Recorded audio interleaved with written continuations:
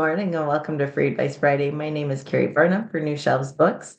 We are here to talk about the business of being an author, publishing, marketing, the whole gamut of whatever is involved in being an author. And whether you are self-published, traditionally published, it really doesn't matter. An author's job doesn't stop at writing. And that is one of the things. I did talk to an author who is traditionally published, by the way, this week. And when I said, well, you really should be doing this, and your publisher did this for a short amount of time, but they won't continue.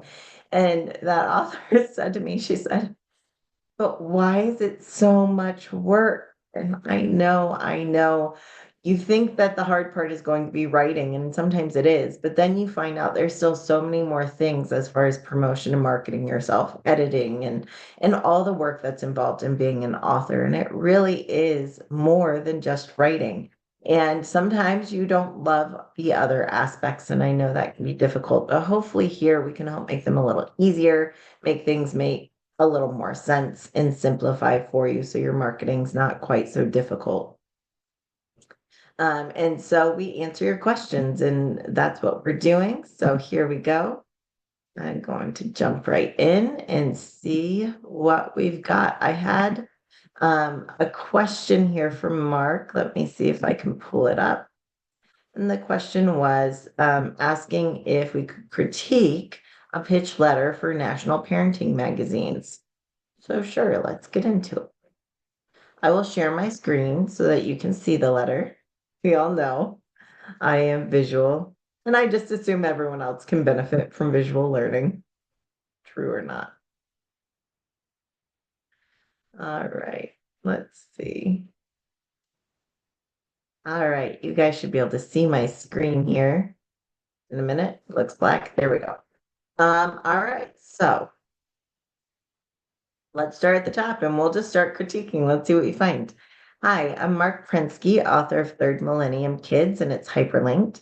I offer a positive counterpoint to the doom and gloom message we hear about kids today in current bestsellers and in the press. I help parents, grandparents, and educators leverage rather than fight the technology in their children's lives. I help adults see the positive side of that technology for today's kids so they can guide children into the future with hope and not fear. I explain in simple, direct language how the world our kids are growing up in is so different from the world their parents experienced, how it will likely evolve, and what kids need to thrive in it. So I like that you just jumped right into it. I like that you mentioned your book right away. And then I like that you have highlighted your main component there. Keeping in mind that a lot of people, when in parenting magazines, bloggers, podcasters, many of them are they're skimming. So having some key points, either bullet pointed as you have below, and we'll look at those in a minute, or having those really in bold means that if I am scrolling or skimming through this, I can very quickly see what your platform is, and that's that it's a counterpoint to the doom and gloom message we hear about kids today in current bestsellers and in the press. So I think that is fantastic. And let's see, my background includes coining the term digital natives and digital immigrants and authoring of 12 books on young people and technology. I've given keynote talks in 48 US states and over 50 countries. That is fantastic. I would say as far as do my includes coining. No, that all makes sense. Sometimes my brain doesn't process as quickly as it should. So I think that that's great. And this, again, the reason why Mark is doing that for anyone watching is that he is creating that social credibility of why he's the person to speak on this topic. So I think that's great. My writing and talking points include 5 key things that are almost entirely missing from parenting and education, why we should stop punishing our children by taking away their smartphones. I'm not convinced of that one yet, Mark. Why AI is positive for kids and how they should be using it, how adults can reduce stress on kids, tips for helping young people of all ages thrive in their future. I think this is good. And I like that you have given us kind of 5 key points because it gives direction. If you are speaking to, again, this is for parenting magazines, I like that you're giving specific topics that you can either write on or talk on. And I think that's really important. And that's something that too many people miss, is that when they are pitching magazines, they pitch themselves, they pitch their bigger ideas, but they don't pitch specific things they can talk on or write on.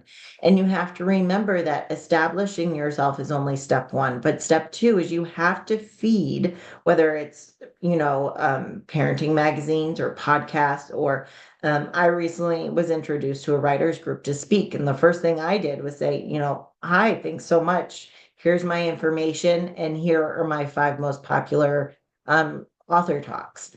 And that allows people to get an idea of what you can offer. And also it really breaks it down for them, which is helpful, taking this big idea and making it real with 5 specific points. So I think that's good. I always aim for 3 to 5 on those. Let's see, I'd love to get this positive, hopeful, comforting, and lesser heard message on kids and technology to parents through an interview, an article, a review of third millennium kids, or something else that will resonate with your readers. Is this possible? If so, how should I proceed? Again, I really like this, Mark. You guys know I'm a big fan of put your ask out there. Do not beat around the bush. Tell them what you want, ask for it, and then proceed from there. Too many times the ask is like this like shy roundabout at the end. Hey, maybe, possibly, no. If you want an interview, say I'd love to be interviewed on your podcast. If you want to connect or write an article, put it right in there and don't beat around the bush. And then Mark includes the press release for Third Millennium Kids down below. And I'm not going to read through the whole thing, but he's got that there. It's got his contact information. And of course, this is the basics about the book. You'll notice here he also includes some endorsements and reviews. And again, this is fantastic because it builds that social credibility. And remember, when you're going after endorsements, I get asked this all the time, is when we're going after endorsements, there are several endorsements that can really help you. Some are because there are other authors that have written well-known books or books on your same topic. Sometimes it's someone who works in the field you're talking about. So for example, you can see that works in the field, but here we have a grandparents quote. And that is because there's social credibility, because it's meant for parents and grandparents. Having professors, having pediatricians, different things like that, a superintendent of schools. So having different people who are working with kids, who are kind of experts in working with kids, is a way to build social credibility and to do it very quickly. So again, I really appreciate this. All right. And then the ending. I hope we can bring this positive, hopeful, and comforting message to parents worried about their kids through your publication. The only thing that I would say is, Mark, this is really, really well done. The only thing that I would say is I like to end my messages, my pitches with a question. We are very likely to respond to a question because it's an innate human behavior. If you ask me a question, even if the answer is no, I'm more likely to respond to you. So I would try to end this with, I hope we can bring this positive, hopeful, and comforting message to parents worried about their kids through your publication. May I send you a sample? Who is the best person to speak to? Can I get connected personally? But I would ask a question at the end because you're more likely to actually get responses that way, especially from publications that are getting a lot of pitches. But I think overall, this is very well done. And what I love about this too is it's so easy to kind of copy and paste. The one other thing that I would say is that it is a little bit generic. So I like to do what I call the connection point, and I try to do that in the first or second paragraph. And this is where, for the connection point, we would specifically mention that magazine, an article they've written, something like that. So, for example, you could say, my background includes coining the term digital natives and digital immigrants and authoring of 12 books on young people and technology. I've given keynotes in 48 US states and over 50 countries. And I think that the topic of whatever would be fantastic with parenting.com. I recently read an article written by Ella on your website about this, and I think my topic would go hand in hand. So that is the connection point. That is letting them know you know what their magazine is. You didn't just copy and paste this, you personalized it. Just like if we're pitching ARCs or if we're pitching endorsements, we would try to make a connection statement to the person we're pitching to. We still want to do that to magazines. We want to let them know that, like, yes, we know what magazine we sent it to. So while it is very copy and paste, I always try to include a sentence or two that is more specific to their outlet, whether it be mentioning the actual, usually you want to mention the actual magazine name, refer to their mission, a recent article, something like that. But those two things are the only suggestions I have. This is very well done. So great job. Um, I'm sure you've noticed, and we'll fix that there's like a highlight, there's a highlighted comma in there. So I'd make sure to take that out before you send it. But I think this was very well done. So great job. And I think this is really part of it, is getting a good pitch and then just, I'm going to send it to a magazine every week, or I'm going to research 20 magazines and I'm going to send it out to, 5 a week, whatever it is. I think that's a great start. So good job there. Let's see. Yeah, Mark, I will check. Like I said, I found when I looked in when I searched my junk folder, I found some more emails from you, and I have not seen those. So I will jump on those as soon as Free Advice Friday is over. All right. Now, it just fits so well, Mark. I can't help it. We can have a debate later, a friendly debate. But I actually think it's interesting that you sent this in when there is actually and they're not necessarily against it, they're not opposing views, but I actually marked something today. There's an article that was written, it was published by the BBC, and there's an article that was written. Um, and it's about how author, I'm gonna mess up the name, but I think it's Cottrell Boyce, who is the children's laureate. I didn't even know there was one. Here, who knew? But anyway, it's he's spearheading a campaign to tackle, quote, a recession in children's happiness that he believes is caused by a decline in reading at a young age. And the article goes on to talk about how part of it is that parents are no longer reading to their kids, that because parents are busy because they're either working multiple jobs or doing whatever, or because they are on phones or technology instead of, interacting with kids.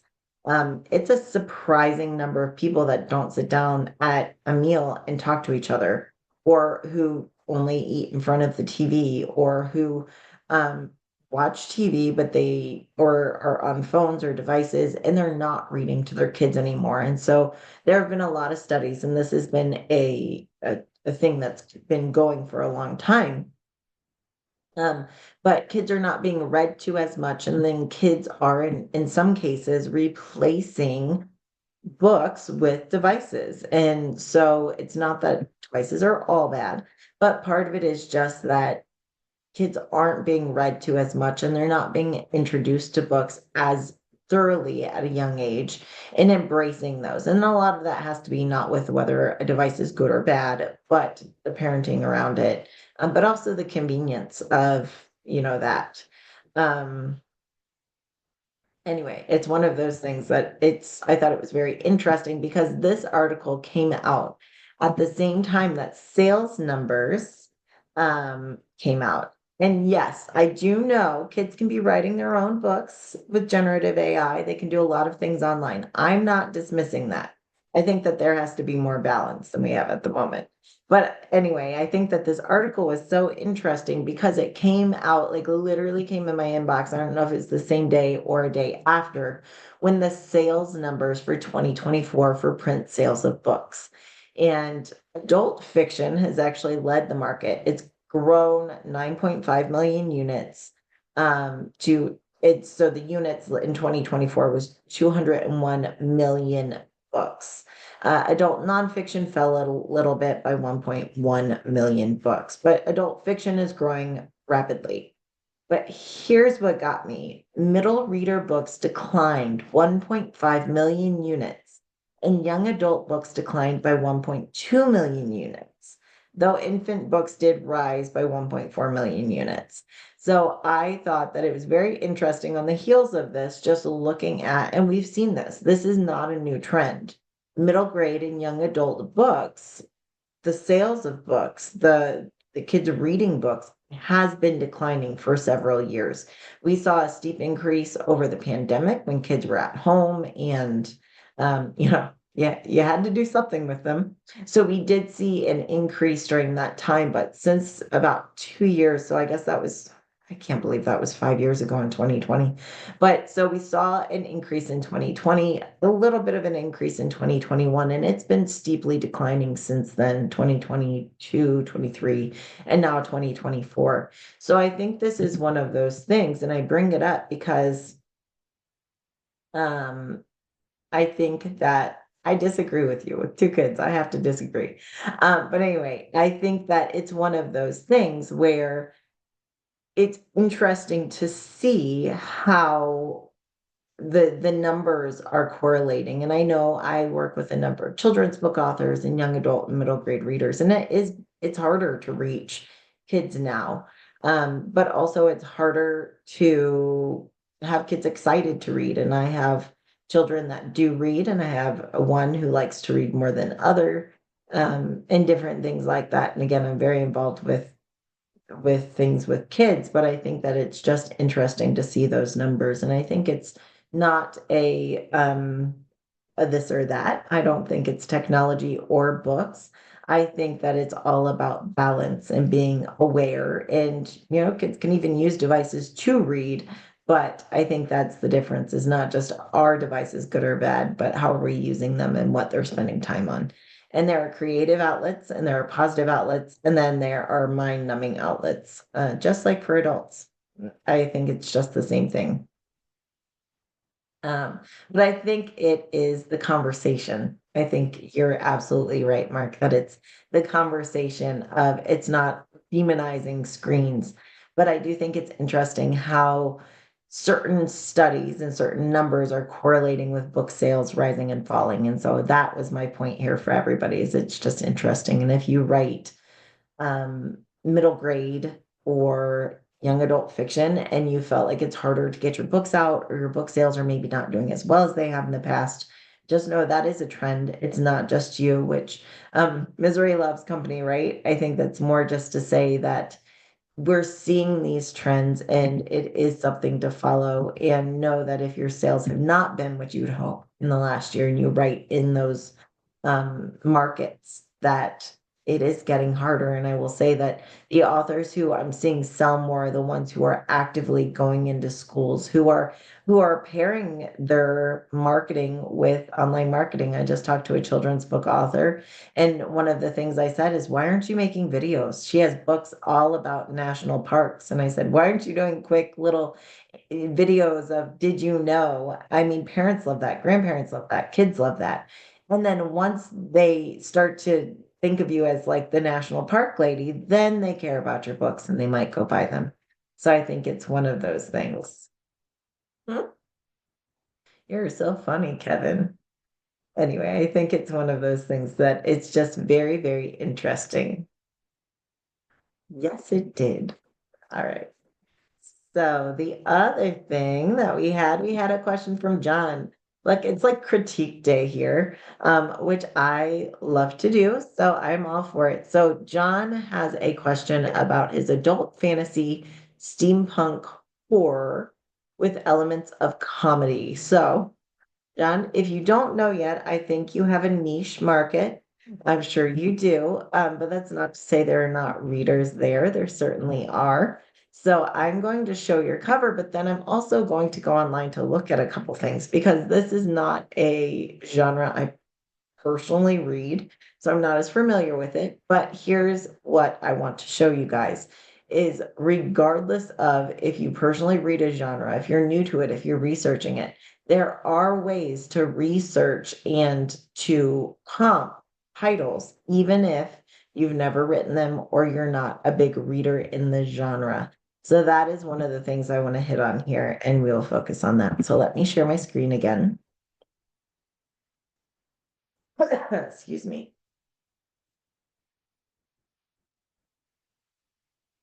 I'm gonna make it bigger because I know if I'm sharing my screen, it's even smaller for you. All right. Could you critique the cover and blurb for my novel? The novel is called A Girl and Her Demon. It is an adult fantasy steampunk horror with elements of comedy. So first, I just want to go with the cover art. Now I did just a little bit of research and I will show you how I did that research, but I think that this is actually very on point for horror and steampunk in kind of that comedy space. You have that kind of the pointed text and font, which is very popular here. And so I think that was a lot of fun that you use that. And then you've kind of got the girl with the weapon there and this little gremlin or demon thing. And so I think it is. It's kind of fun and punny. It's very easy to read your title, which I appreciate. And I can see your name as well. So um that is a great question. So that is one of the things that I say I like it and I think it fits, but also we have to go look at the market. So that's one of the things we're going to do in a minute. The other thing is that we see your name and title on the spine, which is fine. I would consider, I always like when the title on the spine, the font matches the front cover. So that's something to consider or making it fit a little bit more. These are very different fonts. So I would consider if you can make them match a little bit more or have something in a closer family. But that's kind of a little nitpicky thing, I'll admit. All right. And then we have this back cover, which is kind of fun. It looks like some flying. They look like dinosaurs to me, but they're probably demons or something. So it's kind of fun. Now, what I will say is here on your back cover, we have this imagery and then we've got the white text.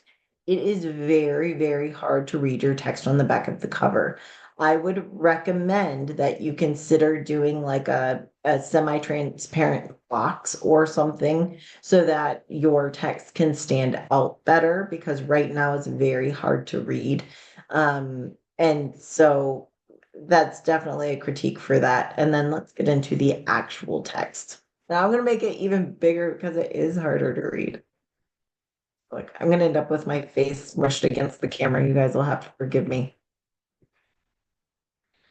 Millicent is a lucky girl. Not only is she blonde, pretty, and petite, but she is also the daughter of the Minister of Magic and wealthy to boot. On her 15th birthday, she is thrilled to be given permission from her father to summon her very own demon familiar. But when the spell is completed, she is disappointed to see a small and not very impressive looking minor demon. I kind of love this already. I won't lie. Disorder and intrigue are brewing in the ancient city of Rathburg, and the balance of power is in flux. The new clockwork machine of the tech ministry are interfering with the magical forces in which the city has long been awash. Forces are vying for power, and like a steam engine with a stuck valve, disaster is imminent. When you hear me hesitating, I'm not a great person to read aloud, I will admit, but mostly that's because it's hard to read. Not the words, I can say words, but the actual font on the color. Anyway, Millicent's luck soon changes when the Ministry of Technology organizes a coup against the Magic Ministry, assassinates her father, and attempts to kill her, forcing her to hide in the underworld of the city. Eventually, with the help of her demon, she escapes to a ruined castle outside the city where she meticulously plans an epic and bloody revenge against all those who betrayed her and her family. Okay, so this is fun. Um, that's funny. So I say this is fun, and those who I've ever done developmental editing with or worked with on your storyline, everyone can't live. That's my theory all the time. Um, but this is one of those things is that I like this story is immediately interesting. It's one of those things that quirky. And when you say this is adult steampunk horror, this fits for me. Now, again, I'm not a big reader of the genre. So your job would be to go and make sure that it fits the genre um, truly. What you've read, what you've researched, the other authors that you've connected with, does this fit? To me, I think it's very interesting. I think it does, and I think that it's I am. You have a lot of characters, Chris. It's not my fault. All right. So I think that it fits, and I think it's very interesting. It's kind of a quirky story, and I like the idea of it.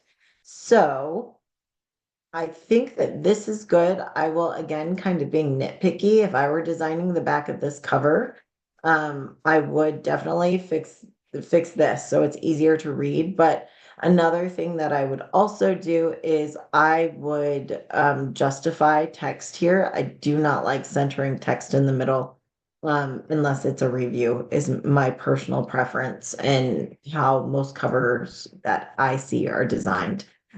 Also, I can see why they went down so low. They were, or you, whoever designed it, they were going for the darker background, but it makes your cover look kind of unbalanced. So I'd go for, again, transparent square or something, and then shifting this text up for a more balanced feel on the back cover. And again, a little bit picky of me, I admit, but you asked, so I'll share.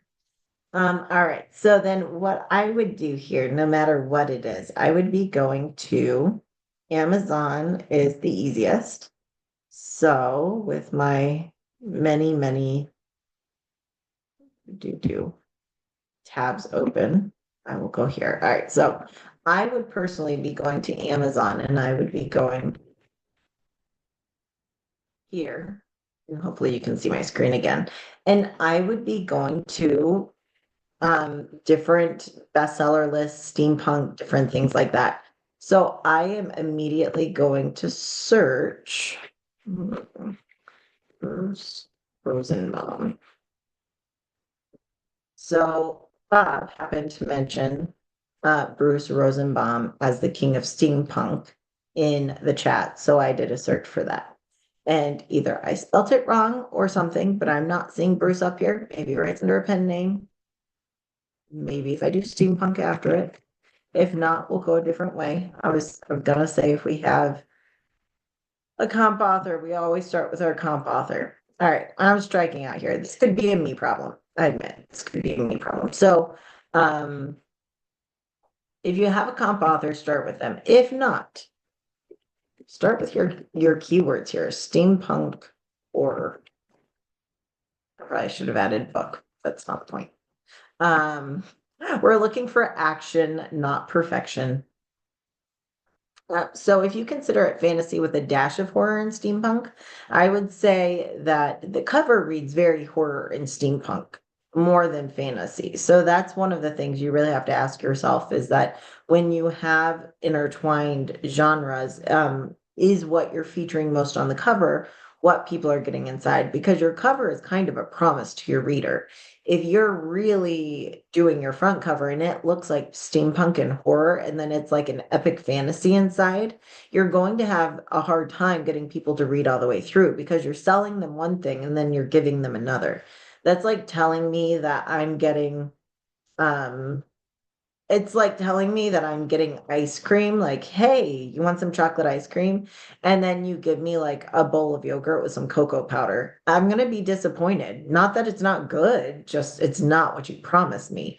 So that is one of the things that you definitely have to consider is does your cover truly deliver on what's inside? And only, well, not only you, but you're the best person to really do that. And whether it's this genre or any genre, if you have a cover that is very romance, like it's like bodice ripping cover, and then on the inside it's very clean, it's very behind closed doors, well, then you're not delivering on your promise. So that is one of the things you definitely need to consider is does your cover deliver on the promise of what you're telling readers are inside with those visual elements, even if it looks cool. It, right? It doesn't just have to look cool. It also has to tell me what's inside. And of course, your description helps there too, but my reading of your description is going to be altered based on the cover. I could read the same exact copy. It's actually funny. My husband likes to point out this one all the time. I could read the basically the description for 50 Shades of Grey with a horror cover, and I'd be like, wow, that's a creepy horror novel. Or I could read the 50 Shades of Grey description with a romance looking cover, and suddenly it's like, oh, wow, it's a romance. So your cover can actually change your reader's perception of the description, even. So, again, that's the power of imagery on the cover. All right, so anyway, going back here, I just searched steampunk horror because that was an easy place to start. And this will show you, again, we're just looking at some of these covers. Does the cover we looked at kind of fit in? And yes, it's got some of the kind of same feel, that darkness. Now, we also had quite a bit of comedy in the other one, but you're just kind of looking through. And you're looking to see, like, does this look like my cover could fit with it? And then one of the things you can do is once you find a cover that you're like, okay, this fits, then you can go down and you can go. Number one, you're going to see all these ads and also bots and things like that from people. So this is a great way to just kind of, again, these are all clearly very steampunk, but it'll give you an idea of if what you're writing fits. But you can also go down even further and you can go into some of the categories. Now, this is all coloring books that I've stumbled upon, so it's probably not our best fit. But that's one of the things you can do to see if it fits. Um, let's see this one. This is Christmas. Now, this is a Christmas horror comedy, but I'm still going to go into it because, again, it's kind of got some of those elements, and it's like, okay, yeah, my cover's doing an all right job. I could sit right there with it. Um, then I look in these satire fiction. Now, this is all satire, so that's one of the things. My cover may not look like it fits in satire because it's more of the horror or the comedy or different elements. But we can also simply go to the bestseller list. So here you can see we're in the Kindle store, different bestseller list. So we can go to Kindle eBooks. This, in my opinion, takes a little bit longer to get where we're going. We can still do it. And then you go on the bestseller list and you just start scrolling through here and finding your best category. So science fiction and fantasy, I can go into science fiction and see what's in here. From science fiction, I see cyberpunk, I see all sorts of different things. So I can be going through here. Maybe I click on cyberpunk or steampunk is an option as well. And again, I'm just looking to see if my cover was on this, if my cover was right here, would it match or go with the ones around it? Same thing, steampunk, let's do it. Would it go here? And that's the question you want to ask yourself. You can also do this in a physical bookstore. You can go to a physical bookstore, go into the right section where you think your book would be on the shelves, and then ask yourself, would my book fit here? Would it make sense here? And that is the mark of a good cover. And I'm here to say I don't want to call them arguments because they weren't for all adults, but I have had I don't have any right way to say it. Come to Jesus talks, arguments. I've had real conversations with authors where I tell them a couple of things. Your cover, I want you to love it, but it's not art to hang on your wall. It doesn't have to be in your personal style. You don't even necessarily have to be like, that's what I imagined. Your cover is making a promise to your reader, and it needs to make the right promise that you can deliver on with the work. Secondly, your cover needs to fit in with the style. Maybe you don't love, for example, you don't love big, blocky, colorful art, but that's what's trending in literary fiction. Well, guess what your cover should do? It should lean into that. Not necessarily go jump off the deep end, but it should lean into it. Your cover needs to fit with current trends, even if they're not your personal preference.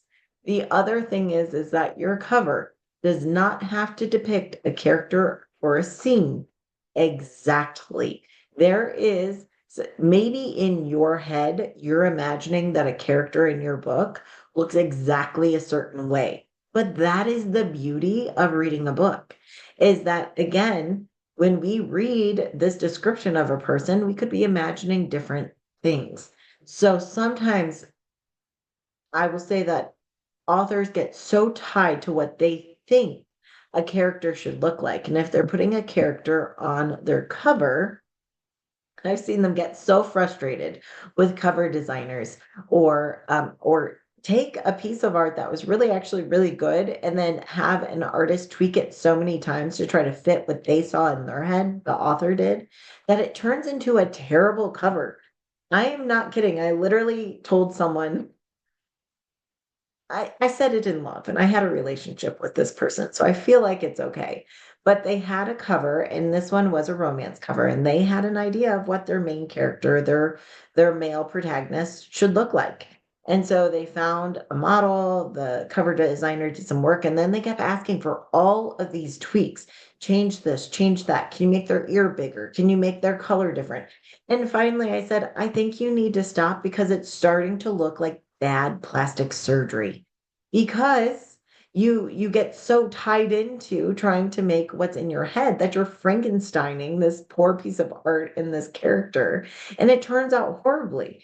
And maybe it's what you saw in your head, but aesthetically, for like readers, it doesn't actually look great. So I think we have to be careful of that, is to think of the book cover. Of course we want you to love it if you're the author, but also the book cover is making a promise to the reader, and it needs to make the right promise, and it needs to attract the right reader. You may not be a reader. If you are a 7-year-old man writing middle grade fiction, you may not get the design that goes on the front, but it's appealing to your reader, and that's okay. So there has to be some understanding of that, and I think that when authors realize this, when they actually see the breakdown of why it matters, it's easier to accept sometimes why a cover is going to be what it is. And I will also say that if you're self-publishing, you have a lot more control. Sometimes that's to your favor, and sometimes it's to your detriment, because sometimes you sabotage yourself. When you have a publisher, the publisher will sometimes take your input, but the publisher is going to create the cover they want to create. They're going to create for the market what's on trend and other things like that. And there are times where you may not love your cover as a traditionally published author. Sometimes they'll say, it's that thing of not like, do you like this or not? It's these are the three concepts. Which one are you choosing? Not any of them. Like not, oh, I'd like a different one. It's these are it. Pick your favorite. And that happens quite a bit in publishing. I mean, they can even change your title and different things like that. Now, usually when authors step back, they realize it's for the better, but that doesn't mean it's always easy to let go of their ideas of what their book should be.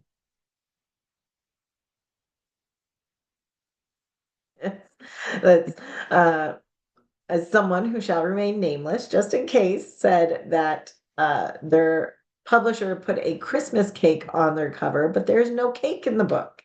And that's true, but I would ask you, is it Christmas time? Do they sit down for tea? Do they eat? Does it feel cozy? Sometimes it doesn't have to be in the book to be on the cover. And I know that's hard. Sometimes the publisher is wrong as well. Sometimes the publisher is just coming out of left field and you're like, what the what? And that's fair too. But sometimes it's the feeling and the vibe more than the actual imagery. Yes, now we're all hungry. We want cake and ice cream and all the sweet things. I know, but cake, Jane, think about it though. If this is for, let's say, a woman between the ages of 50 and 70, we like cake. Cake feels comforting and homey. It feels like a friend. So you know what? When I think of it's funny, when I think of like caring for someone, someone is sick or it's someone's birthday, or I think of making them food. Food, whether it be cake or not. I'm not much of a sweets person myself, so that's maybe not where my mind goes to, but it feels comforting, cozy, and friendly. That's what cake says to me, and that may be what they're going for. So it's one of those things to just think of.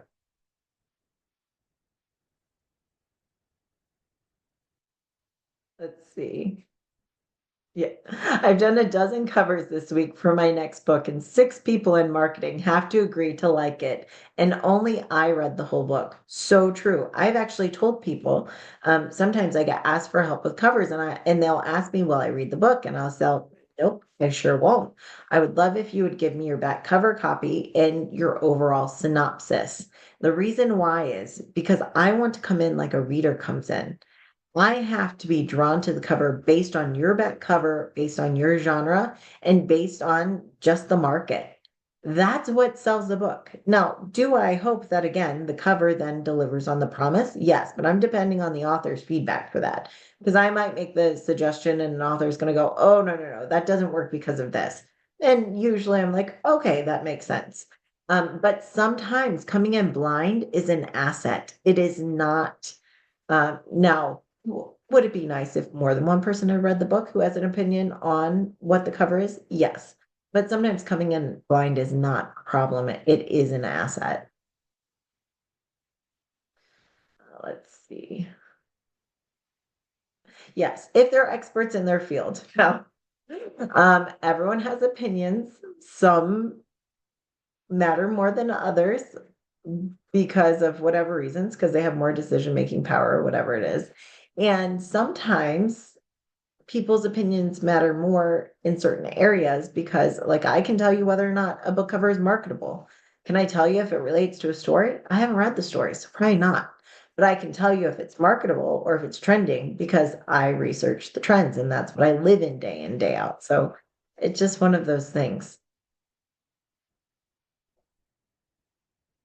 Let's see. My publisher always says that the cover should convey the feel of the book, not necessarily look like a character. Yes, that is something I say often as well. Now, not always, but it should convey the feel of the book. It should, again, it should feel.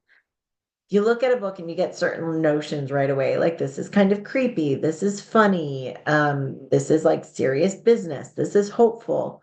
And even if we look at a range of nonfiction books, you can look at which ones are like, oh, this feels like business, or this feels hopeful, this feels like self-help. By the way, I just listened to an audiobook.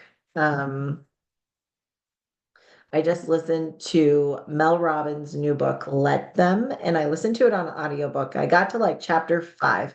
Made me think of it because I said it's like hopeful and her cover is like bright green with like little dots everywhere. It's very hopeful feeling. But I just got her book on audiobook. It's called Let Them or the Let Them Theory. And I got it and I started listening and I got like 5 chapters in and then I stopped and I sent the audiobook to one of my good friends and I was like, I need you to start listening to this. I just sent her the book and I was like, I need you to start listening to this because I need someone to talk to about this. And so we started listening and talking about it and she ended up sharing it with several more friends and some family members. We accidentally created like a book club of talking about this. So if you're looking for a good nonfiction book, and I am not typically, I read nonfiction, but I don't necessarily love nonfiction. I'm usually slow at reading and processing it, but I have to say that was a fantastic book. I've already finished it, and I'm pretty sure I started it last weekend. So highly, highly recommended if you're looking for, um, oh, well, I didn't know that, and I haven't got there, so I won't mention it publicly, but the book itself I really enjoyed. Let me see. There was a question about covers. Follow-up a question on book covers. How do we find out was it standard for the font and colors of a genre? So that's where you go and you look at books in your genre. You look at what's currently coming out. It is best when you're looking at comps to look for people who are writing in the same topic or in the same genre as you. Make sure the book cover has come out in the last year or two, or that it's on pre-order from a big house and is coming out in the next year or two. So it should either be very current or coming out in the future, and you're looking to see what's trending there. You will notice, for sure, you will notice trends. Colors, styles, different things like that come to be very, very like you're like, oh, there's definitely a lot of like watercolor going on in this. There's a lot of scenery. There's a lot of for a while in romance, it was a lot of like bare-chested men, and now it's like, oh, all their faces are cut off, or different things like that. So you just start going to look at your comp titles, and you start looking at what's coming out or what's recently been released, and you will start to see what's trending. Is the font, not the exact font title necessarily, but is the font serif, sans serif? Is it, super fancy? Is it creative? Is it very simple? Does the title take up most of the cover? Is that like the main event? Is the title that was trending for a while? So there's different things to kind of think about there, but you'll start to see trends when you look in your genre, I promise. Yes, you want to look at books that are coming out, that are either selling well, but also books that are recently coming out or have come out. So I like to go to bestseller lists, whether it be Barnes and Noble, USA Today, New York Times, Amazon. Go to the bestseller list, but also it's not just if they're selling well, it's if they're selling well and they were released recently. Because there are some books that are still selling well from 5 years ago, but their covers are actually out of date for the current market. They're selling well because they've already made their spot and they've gone viral. They've built up from where they were. But if you're releasing a new book, you want to look at books that are selling well but are also recently released. All right, everybody. This has been fun. Thank you, everyone, for being here. It's right at 11 o'clock, so we're going to hop off. Thank you for being here. It's always fun. I always learn from you guys. I hope that you get something just from me as well. So thanks for being here. We'll be here next Friday, 10 a.m. Eastern, same time, same place.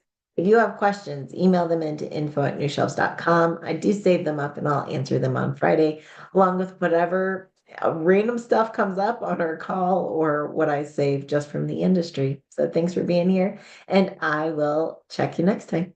Bye, everybody.